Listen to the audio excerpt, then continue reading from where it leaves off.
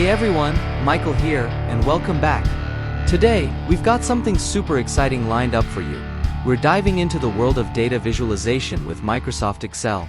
But before we jump into the nitty-gritty of Excel, if you're new here, make sure to hit that subscribe button and ring the notification bell so you never miss out on our tech tutorials, tips, and tricks. Let's get started with inserting a bar chart in Excel. To insert a chart into your document, simply click within the dataset.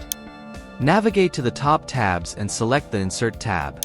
In the central section, you'll find a category dedicated to charts. Considering the context, a bar chart or column chart is recommended. Click on the column chart option, revealing a range of choices. The top section showcases column charts with vertical bars, presenting various variations. Moving to the next row allows you to explore 3D options. Additionally, there's a bar chart option for horizontal data representation. Further down, there's also a 3D option. However, considering the context, I believe the vertical bars suit our needs. So, I'll click on the vertical bar chart option.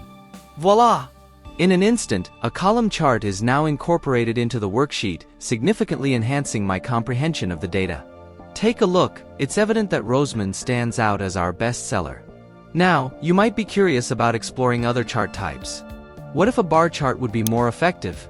To make this change, ensure the chart is selected. On the top tabs, you'll notice two new tabs, one for Chart Design and one for Format. Make sure you're in the Chart Design tab. On the right-hand side, find the Change Chart Type option. Let's click on that. A dialog box appears, displaying various Excel chart types.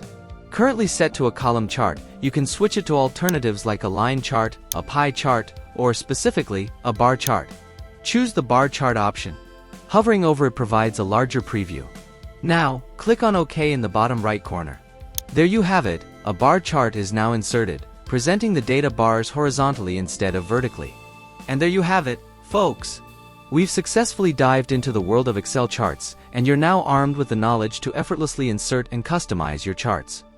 If you found this tutorial helpful, don't forget to give it a thumbs up, subscribe for more tech tips, and hit that notification bell to stay in the loop. If you have any questions or want more tutorials, drop them in the comments below.